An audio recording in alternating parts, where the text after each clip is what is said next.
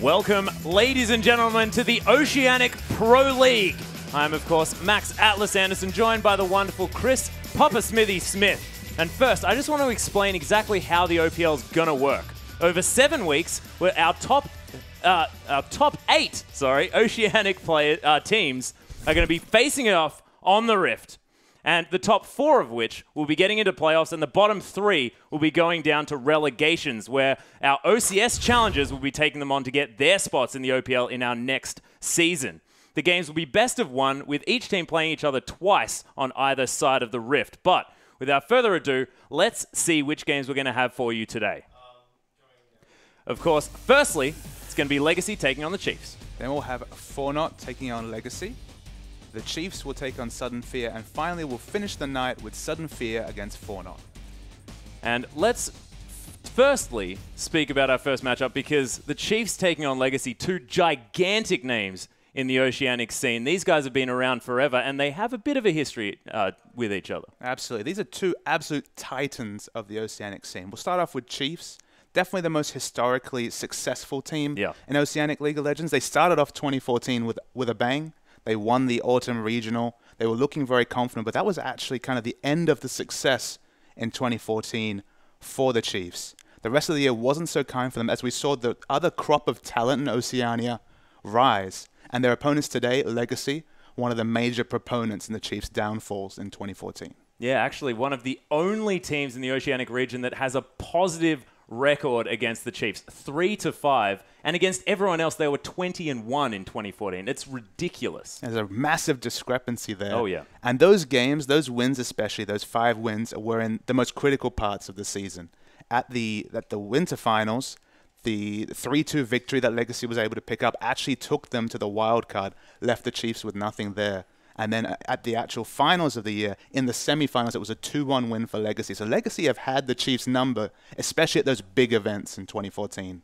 Yeah, and in the finals at PAX, of course, Chiefs did manage to win that first game in quite considerable fashion, and then Legacy just came back at the end there so brilliantly. And Tallywhacker's Riven was definitely something to be talking about. They've had a little bit of a roster shift up over on the side of Legacy. Of course, the Chiefs staying completely consistent, but they've moved Cardred from the bottom lane on the side of Legacy into the top. And Tallywhack has actually come down in that 80 carry role. And word on the street is that he's feeling very comfortable down there. But a role swap like that, it really changes a lot of facets of a team. Their timings, their rotations.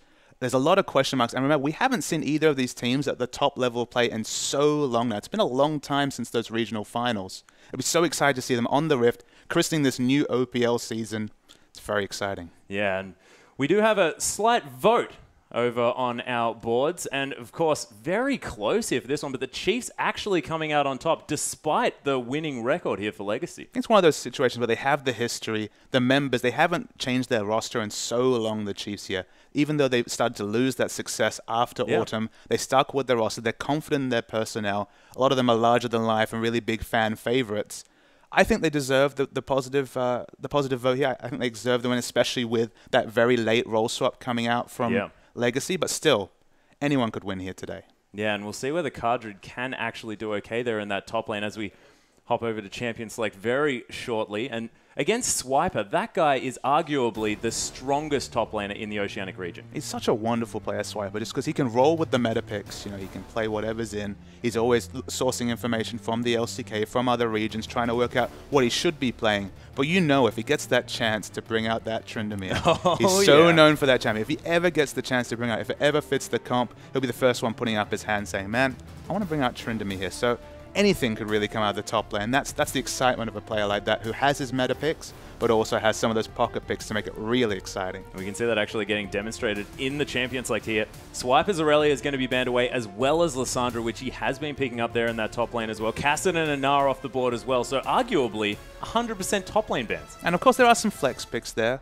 We've seen the Cassid and Lissandra in both lanes over in other leagues, so there's plenty of flexibility. And this third ban here on the Legacy side, it's probably a jungle ban, but still, we've seen Jarvan all over the place as well. There's so many flexible champions in League of Legends right now that we do see a lot of the target bans targeting this flexibility just so that people have a bit more of an idea when the picks come in where they're going. Yeah, exactly. And we're talking about picks, and Cardred instantly locks in the Rek'Sai. Of course, this is 5.2. She's taken a little bit of a hit, but still an incredibly strong jungler at this point. We'll see what the Chiefs have to answer for it. And to confirm that fact, it is 5.2, as you say, the live patch at the present. Yep. The only champion rework is the Tristana rework. So Tristana is globally banned for this particular day of competition, but Ahri is available. The Ahri changes have come through.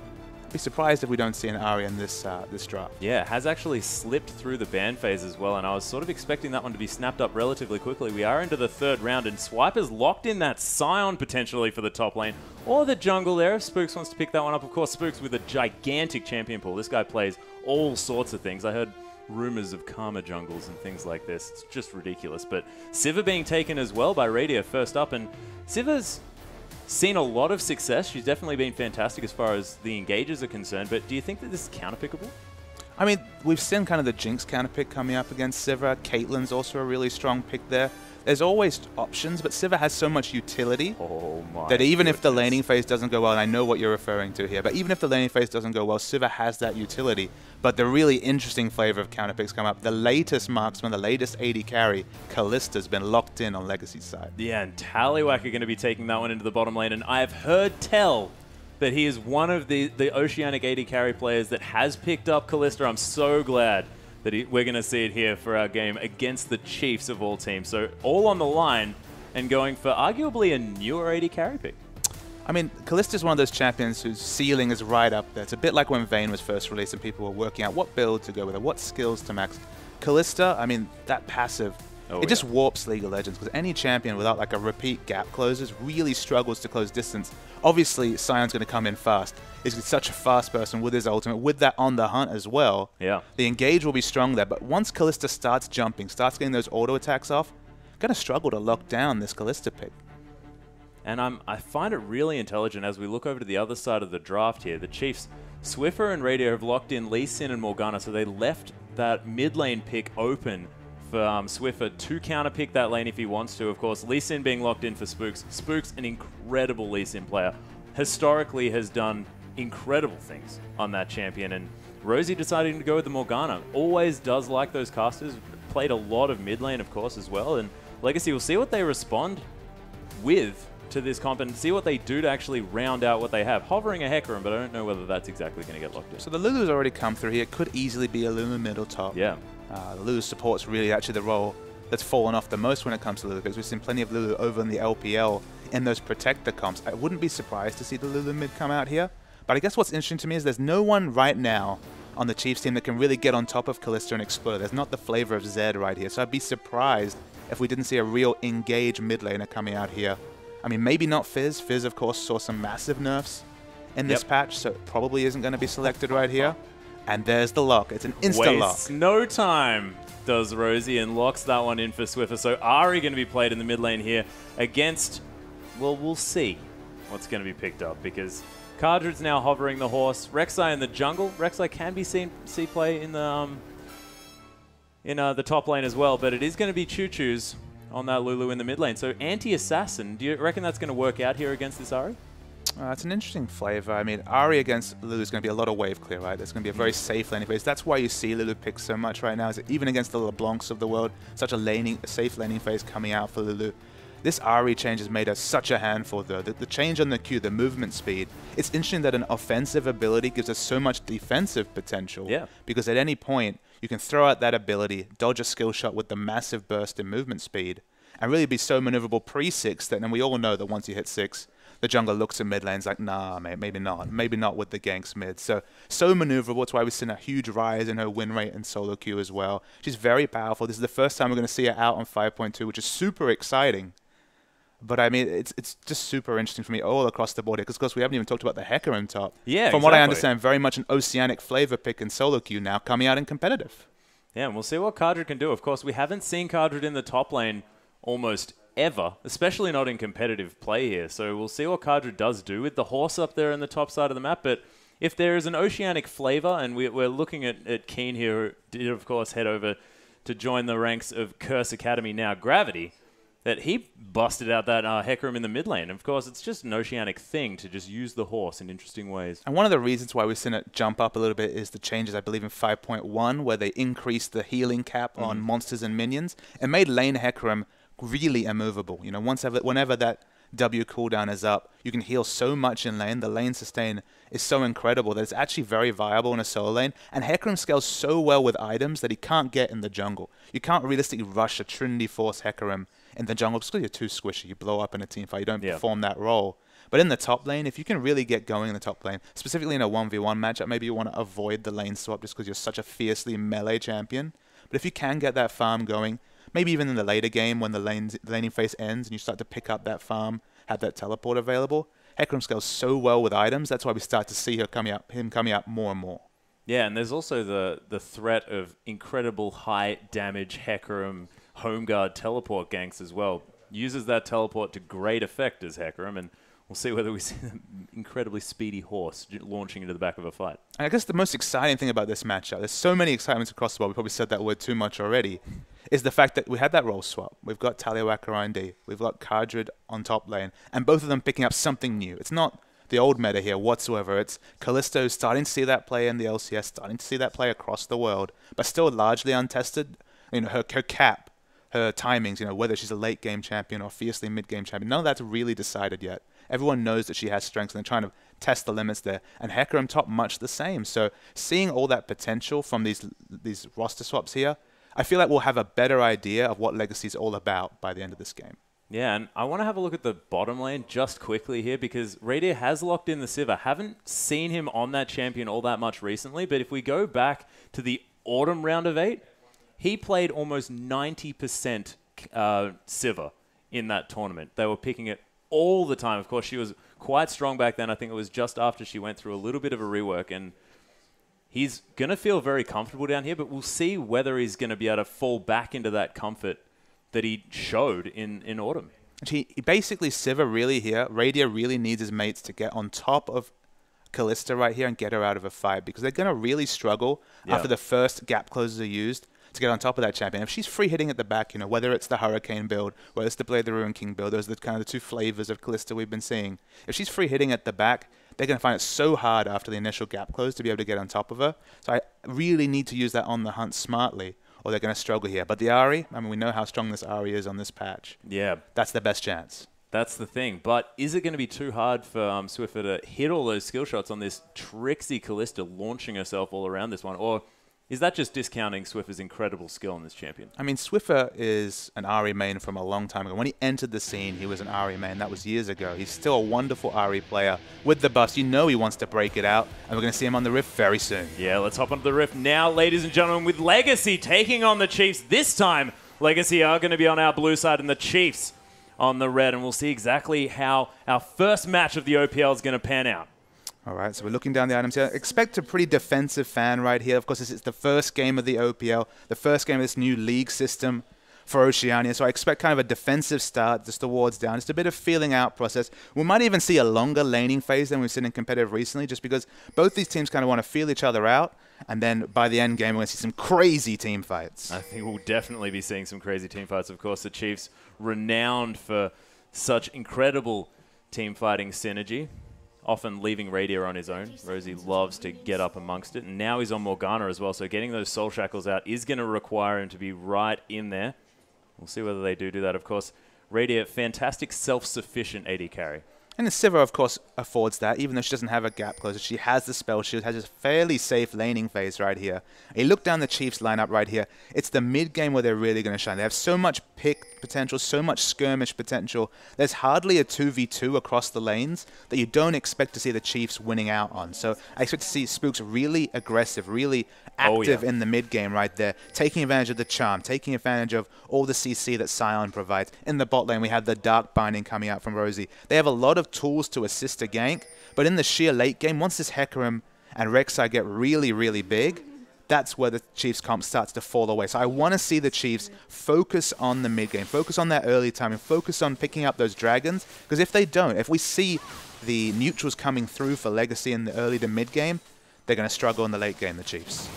Yeah, and expect to see Spooks set up shop here in the mid lane as well. Spooks and Swiffer have been playing together for a very, very long time, and you often see Spooks hanging around that mid lane as Swipe is just going to die to the golems. Yeah, so off camera, we see him die. That's a very good strategy. He's going to spawn at level 2. We saw Balls doing this in the LCS, so it's a nice little trick right there. Of course, no global gold afforded to the enemy team on that execute, and just lane level 2. Yep. Hops in there, and Cardrid's like, oh, there he is. Okay, and now I have to deal with a level 2 Scion. He's going to lumberjack his way into my lane, but I think that this could be a little bit of a smack fest up here in the top side. Not since the Revive Smite Evelyn play of many moons ago in the jungle have we seen the executes at level 1, but it adds a nice little unique flavor. And of course, Legacy and Cardrid understand you've got to push in, try to deny him CS, but it's very hard at level 1 for a Hecarim to AoE push down a wave. So largely unpunished is Swiper there. He should have a significant experience advantage as this laning phase goes on. Yeah, and Spook's relatively healthy here in the jungle as he's going to clear out his second buff. And we'll see whether he decides to head back, maybe pick up his jungle item, or whether he's going to start affecting the map. And it looks to me like he's heading towards his top side, and Cardrid might have to be a little bit careful up here. Oh, Sonic Wave just going to miss as Cardrid's going to pop that speed up and have a bit of a giggle. Still fairly maneuverable is that Hecarim. Yeah, and Swiper's just clearing out the creeps. It's buddy, just back off. It's fine. We're just going to hit each other a bit. And the bot lane here, it's very interesting to see Chiefs so aggressively pushed in right here. Of course, no AoE wave clear on either Tallywhack or Ejim, so I'm surprised that Siv's allowed herself to be pushed in. Maybe afraid of jungle pressure, but this is a lane matchup where I'd expect Sivir to push in, try and deny and get auto attack harass on the Kalista under turret. But so far, Raiders actually played this laning phase very passively. It hasn't really been using that Ricochet in order to push the lane. You can see, oh, that Rend. Beautiful spell shield, though, from Radiant in order to stop a lot of that damage. Starting to see the first jungle bias coming out here. We do see the Chilling Smite and the Pink Ward available from Lee Sin. So Spook's definitely going to start to get those wards down. It's what we said that Chiefs need to do in the mid-game is to deny vision and set up picks, and a Pink Ward. It's a good start. Certainly is, as we saw Carbon actually doing a bit of counter jungling here early on. He's going to, I believe, deny that wolf camp. And Rek'Sai, we haven't seen too much because she's been sitting on the ban list almost consistently at this stage. As Spook's going to clear out that one lonely little wolf. We've actually been playing on patch 5 in terms of casting for the last couple of weeks. So we're jumping to 5.2. Definitely a couple of rounds of nerfs coming onto Rek'Sai right here. So she's a little bit less power, especially in terms of early dueling. She still gets very strong in the late game. But if you poke your head at level 3 or 4 at half health, you're really going to struggle to outduel Lee Sin especially. And Lee Sin is the duelist jungler. They are picking for the mid game here. But Spooks really needs to double down and get something going. Or as we've explained a few times already, the scaling issue will start to show for Chiefs. So I need to see the pink wards and especially the first dragon coming down for Chiefs here. Yeah, and there's a lot of this going to be reliant on Choo-Choos here in the mid lane stopping that snowball from starting because, of course, very defensive is Lulu, can really use that wild growth in order to stop these skirmishes from going in the wrong directions. And is a lot of this on Choo-Choos for this mid stage? I mean, you look down the lanes here. Sion is going to outpush Hecarim early. That's just the way that matchup works. It's at least until level 9 and Hecarim gets 5 points in his queue. In the mid lane, Ahri is going to outpush Lulu. Lulu's going to do her best to match CS. It's probably going to be an even CS wash in the mid lane, but it's down the bottom lane where I'd expect a significant advantage to come in for Sivir, just because of her AoE clear. We finally see Radia has pushed that bottom lane into the turret, is getting some harass in right here. There needs to be at least a 10 to 15 CS advantage in the bottom lane because Kallista's a hyper carry. In the late game, she's so deadly and has so much mobility that for her to go even with Sivir in this matchup is actually a lane win for Tallywhacker. And is it sort of purely from these 1 to 4 stages, or is it going to be? Is there going to be a point towards this mid game where Radia is really going to be able to sort of hard shove Tallywhacker, and before he gets, say, that Hurricane in, is that sort of the time where it turns around? Yeah, we're not 100% set on whether it's going to be a Hurricane Kalista. That has been Sneaky's build, and a lot of the American AD carries are focusing on the Hurricane. The Hurricane does give her counter pushing, so maybe that is the clever pickup against Sivir, just to give her a bit more AoE wave clear. You're always going to get a Rend reset when you have that Hurricane, because of course any minion dying triggers that instant refresh. But we see a little bit of jostling between Carbon and Spooks, but interesting, Carbon's actually out-leveling Spooks at this point. Yeah, and managed to pick up the Scuttle Crab as well. Very important objective on the map, and the Smite Wall was won here by Rek'Sai. And Carbon, definitely a fantastic jungler, plays a lot of the likes of Rengar here as well, so able to transition over to sort of an engage jungler in Rek'Sai. So really looking comfortable so far, but we haven't seen too much. And we're going to see consistent scuffles across the games today for that early Scuttle Crab, just because if you look at it then, this is a point for any solo queue jungler out there, 85 gold for killing that objective once you pick up your jungle item is a massive boost in gold, and of course, it doesn't eat any of your stats. It doesn't auto-attack you back. You don't take any damage from it, and the 85 gold upside is massive. Oh yeah, Tallywhacker just going to wait out that spell shield and then use that Ren to get a lot of damage here onto Radio. Of course, the infinite stacking of that skill is ridiculous if you get a few auto-attacks in. I mean, towards the late game, once, 1.7, 1.8, 2 attack speed Kalista comes out, the amount of Dragon and Baron secure available between Kalista's Rend and the Smite, I mean, you can basically take objectives freely from about 3,000 health with consistent DPS. Insane as Kalista's neutral control. Yep, just ridiculous. And you can see as well that Spear being used to great effect in order to push this one out. Dark Binding is going to go wide. Ejim's taking a bit of damage here, but you can see Radio's been the focus of Legacy, and Tallywhacker really able to shove this one in. So you can tell from Spook's CS values here that he has been trying to focus on influencing lanes, but a lot of the gold actually between the teams is that difference in jungle CS right here. It's actually a 600 gold lead, which is massive, and the first gank might be up the top lane. Yeah, Carbon's discovered Swipe. He's going to get knocked up by that Unbarrier. The Q's proccing here as well, but it seems like Cardred's given up on the whole factor, as Swipe is just going to pop that ultimate and run incredibly fast back to his base. Swipe was just looking for an excuse to pop the ultimate defensively there. He thought maybe Carbon will lose interest and I can hold on to that cooldown. It's about a 2.5 minute cooldown at level 1, so you want to hold on to it if possible, but in the end, forced to blow the ultimate. Yeah, and we do have Carbon actually heading into his jungle, has a lot of tunnels set up, so he's going to be able to head back, pick up that red buff for the second round, as Spooks is going to find his way here to the mid side of the map, but not going to find too much because Swiffer is, of course, pushing this one out quite hard. 9 CS is the advantage here for Swiffer. So not doing too badly, but it's been a very passive start to this game, and sort of out of nowhere, a 400 gold lead here for Legacy, and what is arguably a later game comp. Yeah, that was, as I said, mostly the extra creep camps that Carbon's managed to pick up. He has been focusing on farming, but at the cost of nothing, because it hasn't been Lee Sin really having a strong impact on the lanes. Radio taking a huge percentage, actually to flash in the bot lane. Yeah, very late spell shield there, as well as Rosie's going to come in incredibly aggressively. There's the Soul Shackles to come down. Radius come in. Now there's the shield to come down, but is it going to be enough here as Ejim's trying to turn this one around onto Radia? The teleports are now finding their way in as Rosie's going to get healed up by Radia here as well, and now Swift has found his way in. Is the charm going to be there? There's the Spirit Rush, but takes a tower hit for it, and there's an arrow to the back as well, and the Chiefs trying to make something happen, but they just can't find anything. 5v4 down the bot lane. Importantly, Carbon hasn't teleported, didn't even have teleport available right there, and you saw kind of a preview of the problem that Chiefs are going to have in fight. Because once they use their first round of initiation CC, their ladder CC is really poor. They're not able to close the distance, get the strong CC, and pick anyone off right here. They really need ward coverage to get advantages. They might take the first dragon here, however. They are going to be able to secure that first dragon. Of course, Carbon not electing to go over the wall and try a valiant steal. Cardred is going to be pushing down this top wave. So first dragon is going to go to the Chiefs, but that scuffle looked like it could have gone anyone's way. And with a mid-game comp, has to be a little bit worrying here for the Chiefs. And we speculate that we're going to see the Trinity Force coming out of the Hecarim. It's confirmed with the item build here, but importantly, doesn't have the Sheen available just yet. So he doesn't have quite the same turret push, and he probably will sit down the turret. Oh, Ejim just gets caught out there in the bottom side of the map, but Carbon's coming around. The teleport to come through from Cardred here as well, and Radius so low. There's the flash coming from Carbon, and Cardred picks up the kill. Yeah, no flash available for Radius. It will be a successful kill, taking down the turret and getting down a kill. The snowball is on from this Hecarim. Yeah, but it was actually first blood going to the Chiefs here as Ejim fell earlier on in that one, but with Radia down, you have to say that this is definitely working out very well for Legacy, as Rosie might be caught out as Cardred's coming under that tower. Tallywhacker's here as well, and Rosie, you're in so much trouble. And that's an easy kill there for Cardred, as Carbon sacrificing himself almost to that turret. Yeah, almost unfortunate juggling coming out right there. Was able to get away, and then of course can ultimate to safety.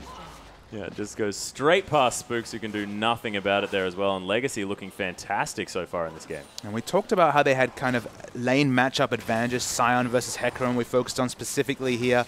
This Hecarim's massive already. Trinity Force at 11 minutes, the most expensive item next to Infinity Edge, already completed. And this is kind of the worry. To get a Trinity Force from the jungle, we're talking 25 minutes, 28 minutes part-time, even if you're doing well. But to have that item so early, the damage is already coming through from Cardred.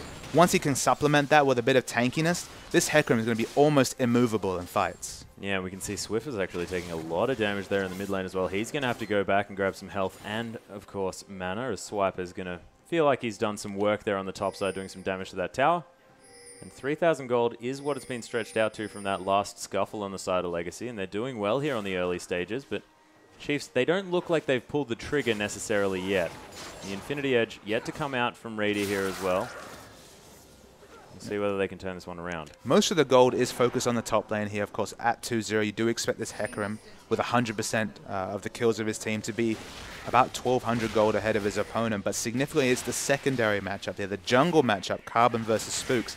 About 800 to 1,000 gold. Actually, 1,000 gold is the advantage for Carbon here. She's just focused on farming, has the Rek'Sai, and Spooks has never been able to have a situation where Swiffer was able to push out lane on Ahri and then go and roam. With that Lulu pick, so much wave clear available, there hasn't been the Ahri Lee Sin jungle invasion, the Ahri Lee Sin roam, because it's just been consistent wave clear from Choo-Choo's. The Lulu pick here is really working dividends. Yeah, precisely. And sort of been a bit of an unsung hero here as Choo-Choo's, as he's just been clearing out waves, but it's done exactly what Legacy need, as you mentioned. And Radiant's going to clear out this bottom side. Could be a little bit dangerous with that outer turret gone, but there is a bit of a 2v2 situation in the mid side. Top lane is getting a little bit lonely, I think.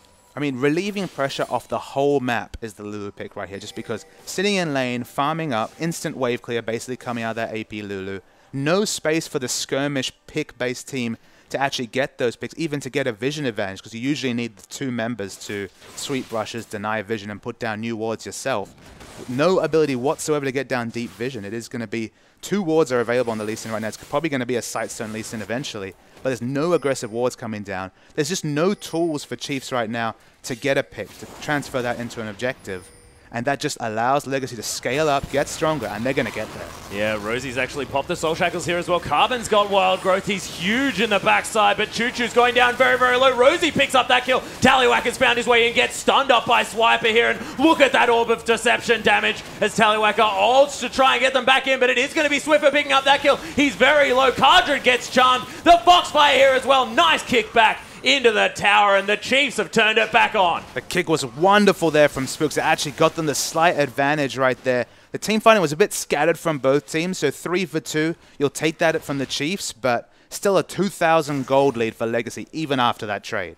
Yeah, clawing their way back up, though, are the Chiefs, and with 2 of these towers down as well, do need to try and find some of those. So we jump to a replay. Look how fast Radia dies right here. Between the burst from Rek'Sai and, of course, Lulu's AP coming through here. Swiffer tries to get a counter kill, manages to assassinate Choo-Choo's.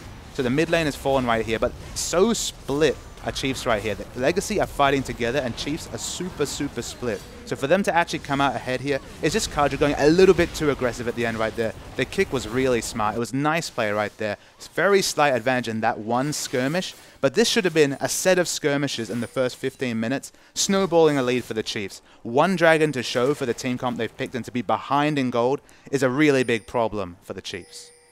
We'll see whether they can change it up, of course. Looking a little bit better now after that last skirmish, and probably feeling a little bit more confident at the same time. But they need to start taking down some of these structures. A lot of the ways that the Chiefs really solidified a lead historically has been by taking towers and then getting forward vision and then strangling their opponents out of resources. But at this stage, it's looking like it's going the opposite way. I mean, you're looking at if you look at one of the best teams in the world at executing a pick up, you talk about the likes of OMG. Getting that first rung of turrets down to get aggressive wards is their natural game plan. That's what Chiefs looked at here with the Sivir pick. They haven't been able to execute Dark Binding is going to land here, though, in the river, and Carbon's going down incredibly low. Spooks manages to get out. There's a Soul Shackles onto 3 members here, as well as Rosie is going to lock everyone up. Swiffer's here now, and look at the damage from this Aria's Cardred flashes away. And perfect timing for that dragon. The moment that Carbon committed to taking that tunnel sealed his death right there. He could not go back through the tunnel to get out. He was away from his team, was picked up,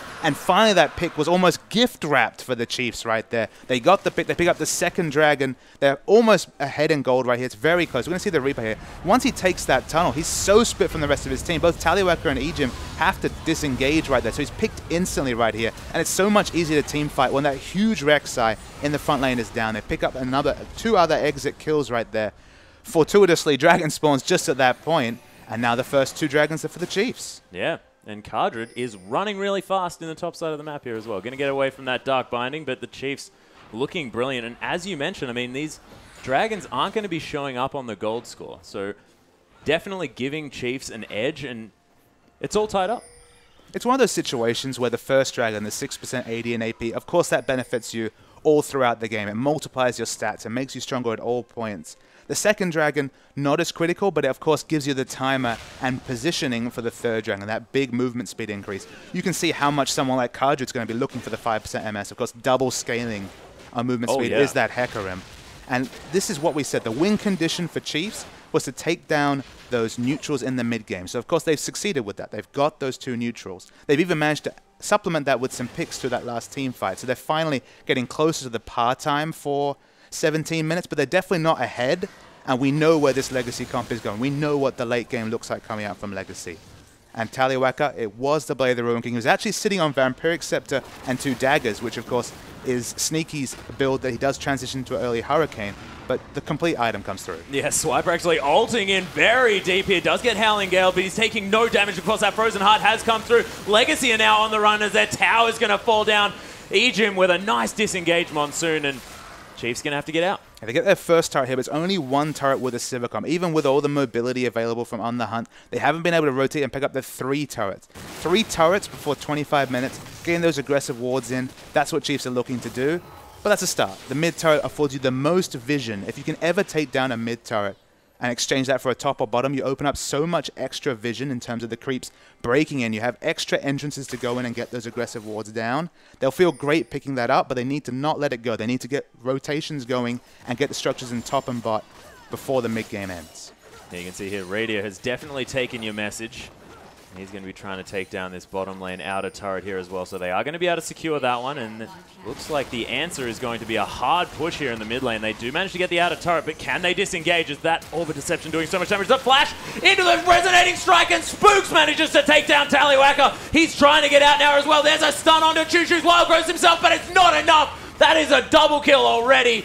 And then a last kill for Swiper as well. Beautiful play by the Chiefs. The picks coming thick and fast for the Chiefs there. They'll get a second inner turret right here. They're feeling better. You see that Kaju was able to make the evasive maneuvers, get away quickly, but no real teamfight influence from that horse. And the Chiefs are getting the min game, and they're going strong. Yeah, and this is what the Chiefs are known for as well. It's just beautiful to see them back in these team fights where they have beautiful coordination, everyone on the same page. And Spooks hitting that Sonic Wave was just stunning. And it was just crucial that Radio was just rotating at that time after taking that bot turret right there. He was just there fortuitously in the mid lane for that fight, managed to clean up. The whole fight, Rosie was actually separated from his teammates on Morgana. Not a big problem, of course, because he could engage with that black shield, cause a lot of disruption in the back, and 4 for none is the trade. So really fantastic for the Chiefs, but the thing that we have to mention, the thing that we have to go back to is the late game scaling comp coming out of Legacy. And if they can turn this one around, as we can see, the Hurricane has been started up by Taliwaka. I mean, there'll come a point, once that Hurricane's completed, where it's just really murder to get on top of that Calista. It's so hard to do because she has so many mini flashes, so much mobility coming from that passive, that unless the Scion ultimate hits, unless the Charm hits, or unless the Dark Binding hits, unless the big engage options hit, and you have to hope that Taliwaka is able to dodge those with all the mobility available, and of course summon a flash. And even the Janna on top of it, the Queen of Disengage at her side. Free hitting in a team fight, that Ren damage adds up. You get so many resets with the Hurricane, because even if you execute a minion with that ability, you'll still be able to use it for damage on an enemy hero target as well. So if you can keep that cooldown going, rend after rend, you're going to wreck a team fight. See whether he can, but of course Swiffer. We haven't mentioned too much. 4-0-5 though now on this Ahri, and he's looking brilliant, looking incredibly comfortable on this champion. As we've mentioned, Cardred going to try and clear out this top side, but this Ahri has gotten going in the mid game, and we know how strong she is on this patch. It's definitely crept up quickly though, Atlas. There was a stage when he was just sitting in mid lane clearing waves against this Lulu, but once the little skirmishes started happening, once the second dragon fight started, 4-0-5 and a death cap to show. Basically, they both have their core mana regen items, but a death cap to show for that mid-game snowball just means those are going to be some deadly charms. And of course, with this current patch here, the Foxfire damage comes out so instantly that assassination burst potential you thought was removed with the DFG removal that, of course, was cemented this patch is in full effect on this Ari right now. Most definitely is, and we can see the Chiefs of old coming through here. Now that they've taken out a few of those outer turrets, are going to be putting these wards all throughout Legacy's jungle. We can see they've ignored their own jungle almost entirely, and the red dots throughout Legacy's areas. Definitely penetrating. This is what I thought the game would look like 5 minutes ago. So you could say maybe the par time's a bit slow from the Chiefs, but the mid game's on. They're in huge ascendancy here right now, and it's up to them to strangle Legacy out of the resources they need to get this game to late game. I think they can do it. They have the proud history. They're a very smart research team, but they need to be proactive in this mid game. This third dragon, of course, a wonderful objective to pick up. Yeah, easily going to be able to take that one down. It fell incredibly quickly. And it looked like Legacy were looking to transition to some sort of Baron play, but it might just be that top inner turret. Yeah, Kardred is free hitting here. The whole team's rotating, but the rotation's on for Chiefs as well. We see the bat coming from Ejim on our screen already. Yeah, the base race is not being called by Legacy as Kardred's going to head back as well. That Rampage stacking up. He does have a lot of damage on these turrets, but he's decided not to go back here. So that inhibitor turret is now under fire, and the Chiefs are the ones that are going to be turning around. You can see Legacy aren't completely committing to this push. We see Kardred periodically canceling that teleport up top. They're not sure exactly. There hasn't been a decisive call from Legacy, and they're kind of happy to see Chiefs back away here, as they don't have to make what could be a really difficult split call between having Kardred keep pushing up the top and losing the minimum down bot, or really pushing for the win. Yeah, but as you can see, it does give the Chiefs an opportunity to head back, pick up some items, and do you think it's now time to focus on this Baron? Do you think Baron is going to be what the Chiefs look at to really try and get into the base of Legacy? It's kind of an interesting situation with Baron, just because a pick comp wants to pick up exclusive Dragon and Baron Vision, and then get that first pick before they try going for that Baron. Just because if we see the ultimate coming out from Hecarim on top of all the debuffs coming out in the AoE from Legacy, it's going to be a lost Baron for them to see Kardred take a nice burst of damage in mid. So they'll want to bait it. They want to get that pick. They want that charm to land, because all that damage guaranteed coming out from Swiffer will be a quick pick right there. But they're not in a position to rush down the Baron. In fact, if any team has a Baron team, you have to say Kalista is definitely the Baron champion, if there ever was one. Most definitely. She is able to get any of those auto attacks onto that Baron.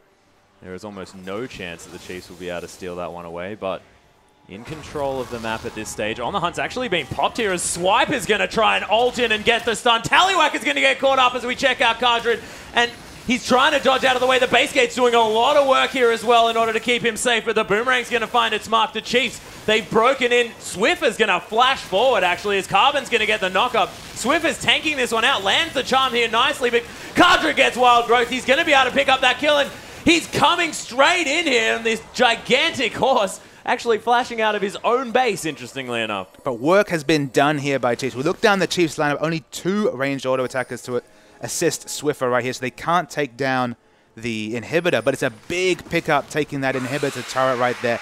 Any successful pick at this point could be an inhibitor, could be Baron. They have options aplenty across the map here. An embarrassment of riches if they ever get down a pick. And so far, if we're watching the first 25 minutes, they've been very successful at taking a pick and turning it into an objective.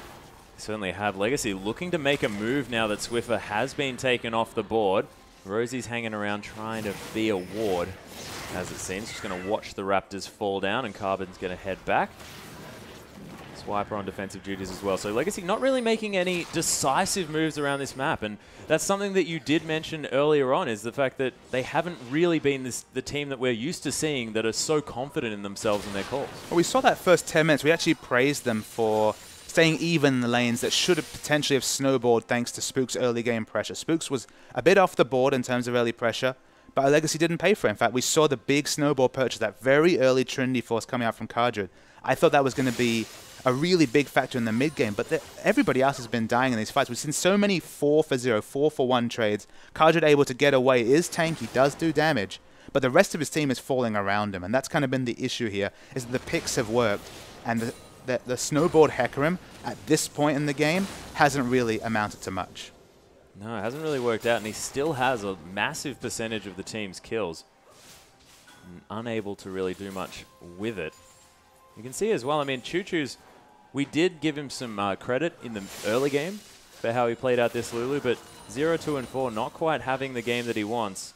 And Ejim, the star player, arguably, for Legacy here. Fantastic supporters. Radier's actually going to pop on the hunt here as well. Tallywacker, he's going to get caught out yet again and eliminated straight away. The Chiefs, this is not all they want as Ejim tries to use that Monsoon, but look at the size of that crit. And Choo Choo's is going to die as well. The Chiefs easily pick up this inhibitor, and only 2 alive, but I don't think they can do much. Atlas, I don't really understand why there's so many situations where the Chiefs are afforded vision of Tallywacker standing at the front. He's the most forward champion on his team, and all his tanks are taking jungle camps. They're away from the rest of his team. And if you allow a team to run into a Kalista, she's not even able to use her passive, not getting any autos in to get any sort of mobility, she's just going to die for free. They need to understand that if they're not grouped here, if these 2 tanks, Carbon and Kardred, are not at the front, it's free food, it's free kills on this Tallywacker. And I think Legacy know that this Baron's going to be going down. They want to try and make something of it as Dragon's going to be up in a minute, but they don't have the timer. Of course, the Chiefs have had that one on lockdown. The inner turret is now the call, but the Baron's going to fall down. The Chiefs now with complete control over this game. Yeah, they're going to get some little damage, little poke damage onto this inner turret right here, but you're correct. With that Baron buff especially, we're going to see emphatic pushes down the mid right here. And if history is any recreation for the last 28 minutes here, it's going to be a win for Chiefs. Yeah, as the Onslaught of Shadows being used here by Kardred. Spook's unable to catch up to that really fast horse, and Carbon just going to burrow his way out. But the Chiefs losing an inner turret and picking up a Baron, I'd probably take that if I was them. I mean, the bizarre thing to me is here, you look at the 2 frontliners, Kardred and Carbon. Of course, they're going to have the AP Lulu coming in. They're going to have a massive HP stack. You'd think, all right, 4-1, 2-2. All the kills, in fact, on Legacy's side are on the frontliners. But the frontliners are never to be found whenever the rotations come in from Chiefs. Whenever they're popping the on the hunt, it's Tallywacker basically dying instantly, and the tanks are sort of to the side or making evasive maneuvers right here. They're not fighting as a team. They're not grouping as a team especially. That might be the ward coverage that Chiefs have put down, facilitating those picks, but I think some of the rotations and positioning from Legacy have been pretty off in this game. A little bit questionable, but on the hunt, plus the ult coming through from Swiper here on Sion, who just popped his Elixir of Ion. That's a really, really big Lumberjack coming through that bottom lane. He's actually going to pop that ult yet again. We'll see whether Tallywacker can get out of the way, but oh, he's trying to curl around. Doesn't manage through the teleport to come through from Kardred. You can see this Sion is tanking up everything right now, and he's barely dying. Gets knocked up from the Wild Growth. I think he's going to die. Finally gets shut down here as the Orb of Deception comes through, and Swiper tries to beat everyone as his Undying comes through, but Legacy hold off the Chiefs for now. For once they pay for an over-engage, but you just look down this Chiefs comp, you know what's going to happen. You're going to see the lane ganks coming in from Sion with that ultimate. On the Hun is going to be popped. I mean, look down at Rosie. Rosie gives the strategy away right here. Has the Righteous Glory here. Oh, yeah. This is just a linear engage, run straight at you comp right here. So what's the counter to that? What's the counter to knowing that your enemy's going to run in a straight line to you? It's disengage. It's having your tanks at the front. It's them eating the Sion ultimate. But Sion's been able to get to the back line with reckless abandon, which should never happen in a competitive game. Not to mention the fact that they have Ejim here with the Monsoon, the queen of disengage in Janna as well at the same time. So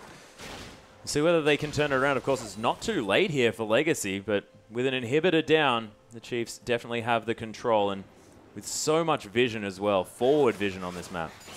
Yeah, it's a lot of forward vision, as you mentioned, and not a lot of defensive vision, specifically pink wards. I actually only noticed one pink ward on the map from Legacy right here. They need to have safe areas where they can farm. They need safe access to their camps. If they don't have that, if they're willing to give up basically everything in their base, everything on their side of the neutrals, they're going to lose their game just because they're never going to be able to scale up to like this. Is a very strong Hecarim, a very damaged build coming out from Carbon right here. So there is burst available between those two frontliners. They're tanky and do damage. Yeah. But they can't compare. Look at Swiffer right here. He's got an embarrassment of Richard. I'm pretty sure he's sitting on quite a big amount, 1,700 gold to complement the 3 big AP items right here. And it looks like it's going to let this turret fall. Yeah, you can see Radiant just free hitting on that one. Nice spell shield to get out of the way of that tornado, and they easily take down this inhibitor turret. The inhibitor's taking fire here as well. Legacy have to engage onto something. Swiper's taking a lot of damage. Carbon gets caught up there as well, but he manages to make his way out. But Swiffer picks up the kill on Ejim. Radiant is trying to get rid of Kardred, but Spooks is there to help him out. Swiffer's now trying to deal with the horses. Swiper is somehow still not dead. Tallywacker, though, this time getting caught up just a little bit, but is going to be safe. But the inhibitor goes down, and I don't know how Swiper survived for so long. Swiper is doing more tanking alone than Kardred and Carbon have managed this game. He's just running in, taking so much time. If you look down his items here, I mean, not an offensive item in sight whatsoever. So many resists being picked up. And he's so strong right here that Tallywacker we have to mention that Kallista's damage comes on repeated orders. It comes on using that Rend to execute, using that Blade of the Ruin King to do percentage health damage, then executing after 20, 30 orders. That 20, 30 orders are hardly even scratching the Scion right here. No. And we did see in that fight a little preview of what would have happened, or maybe even a teaser of what would have happened in a different game, because we finally saw Kardra get on top of Radia, and Siv's never been a tank buster. She struggles with tanky men in front of her. That Hecarim is huge with the randoms, more tanky stats coming out. So Radia could do nothing. And if there was a different game where they had been able to get that crazy Kardra carbon engage onto Radia right here, if Siva was falling or doing trivial damage in these fights, I think this would have been a legacy win. Could well have been, but now Swiper has a Thornmail. He's got 3 of the biggest armor items in the game. There is nothing that Kardra Carbon or Tallywhacker can do to this Scion at all, and Choo Choo's on this Lulu just doesn't have enough damage as a Lulu. And all Swiper realistically has to do is attack move on top of Tallywhacker, stay on top of him. Of course, the Frozen Heart is decreasing so much of the attack speed-based Kallista's damage right here. And the rest of the team is going to carry him. He doesn't need to do any damage. All he needs to do is stop Kallista from free hitting, and there's no way she's going to be able to walk past this Scion and do damage to the backline. You can see Radia walking up very far, getting these ricochets onto Kardra, who doesn't take very much damage from it. And I think Legacy, they want to make a play here as the Prey Seeker going to come through from Carbon, but you can see the Chief's just so strong right now, and Swiper's threatening that engage. So much space control coming out of a champion without even a lot of CC. Oh, the engage to come through from Carbon here just a little bit as Choo Choo gets caught by a Dark Binding. There's the Onslaught of Shadows right in amongst it, but Kardra's getting torn apart. Swiffer's trying to come in. It's a nice Monsoon from Ejim, getting a lot of healing done as well, but Kardra's going to fall down. The first one in the fight, and the Chiefs just never stop pushing. Really smart positioning coming out of the Chiefs right there. The only free auto target for Tallywhacker at any point in a team fight is Swiper, and good luck taking down that undead monster in the top lane here. He's eating, and there's no spread coming out. The hurricane effect is not being felt right here just because there's nobody standing next to Swiper. He's just eating autos happily, and the rest of his team are just able to focus fire down. Kardra in the front tanked up a lot of damage. Carbon, importantly, was squishy there. He was actually forced out of the fight very early, so couldn't really commit to a front line. So it was a one-man front line versus another one-man front line, and I'm going to give it to this Scion every day of the week. Oh, yeah, especially considering the gigantic amount of armor that he's picked up against this largely AD-based team, as we mentioned before. Tallywhacker now trying to clear out these super creeps, those Rens just building up massively. But I think this is where we're going to see Kallista being tested as this late-game carry, and can Tallywhacker really show the prowess that we've seen in other regions on this champion? I mean, the Scion pick was early here, and it's paying off so much dividends because he's able to stack armor with Reckless Abandon, because, again, this is an AP Lulu right here. She does do little bursts of respectable damage, but she's never going to be able to DPS down the health pool of this Scion. Of course, Scion has so much health coming from his passive right there that he's happy with the magic damage that's coming through, and he's not taking any physical damage whatsoever. He certainly isn't anymore either, as the 5th dragon is picked up by the Chiefs. Kardra may be in a little bit of trouble as Rosie was looking for a possible over-the-wall move, but the Baron is going to be the next one, and it looks like tutorial style for the Chiefs as they take a couple of inhibs, take every neutral objective, and then move in to finish the game. I wouldn't be surprised if they went top lane, Papa Smithy. There's no rush, and it's a bit of feeling. There's a lot of feeling about this matchup, and it's going to be a very nice start to the OPL for the Chiefs right here to finally get one of those monkeys off their back, because it's been such a consistent legacy stranglehold, both at Winter, both at Finals. Okay, this is just the start of a league, but it's just the start the Chiefs are looking for. That's precisely it, and we'll see whether they can continue this one as the league shakes up. Of course, these two teams are going to be seeing each other another time, of course, on different sides of the rift, and if the Chiefs can come through this matchup, especially in a 2-0 fashion, you could imagine that they're feeling fantastic heading into the final. As Kardra coming in for an onslaught, but he's going to get half his health taken off him. Carbon's getting destroyed in the backline. Swiper locks up 4 members at once. The Monsoon's decent, but Ejim's going to die. Everyone's dying. Triple kill now for Swiffer. The tower goes down, but the Chiefs, they just want to finish off the base, and what a dominating performance. Swiper has no cares whatsoever from these beams coming out from the Nexus turrets right here. Tanky in the front, so much consistent damage coming out from Swiffer. 11, 1, and 8 on that Ahri. There's a reason we've all been talking about Ahri on this 5.2, and now we're going to start all talking about the Chiefs because they've come up with a massive win here over their nemesis, over Legacy. What a beautiful victory as well, and I think that Swiffer's Ari is never going to see play again. I mean, until she gets changed, it's just too much. This guy is too strong. And we just saw in that last fight, he was tearing people apart. I mean, you buff a champion that someone has been consistently playing for years now. This is the result you're going to get. And it was left open. He even had the chance to pick it at 5th pick right there. Yeah. Ari's safe in almost every matchup. But to actually have it in a favorable matchup, or at least an even matchup with the power level of that champion, Swiffer showed why he should not do that. And we're going to get a replay to really get another cementing of the flavor of this game. So it's quite early here, so it's only 7-4. The goal's actually quite even, and we complimented Legacy. We said they played this early game out really well, and we were kind of questioning why Spooks hadn't been more proactive on the Lee Sin. We're going to see a fight. We'll roll the tape right here. So Legacy are actually being aggressive and pushing in. This is the situation where Morgana, you can see on the minimap, has actually found herself in a really aggressive position right here. The Q onto Taliawaka won them this fight because instantly exploded was the Kalista right there. And you can see Chiefs are fighting as a team. 3 members, the target selection. You saw the veteran status of the Chiefs right there, able to call out targets well. Once Taliawaka fell, come on, that was a wonderful piece of individual skill from Spooks. But once he fell, the play calling, the experience, it all came through. And that's kind of what we saw from the Chiefs right there. They played to their strengths. They got those picks. It was a little bit shaky in the early game, but what a crazy mid and late game from the Chiefs. Yeah, that was a fantastic match, but we still do have more to come, ladies and gentlemen, as next up, it's going to be Fornot taking on Legacy, and we'll see whether Legacy can bounce back after that tough defeat.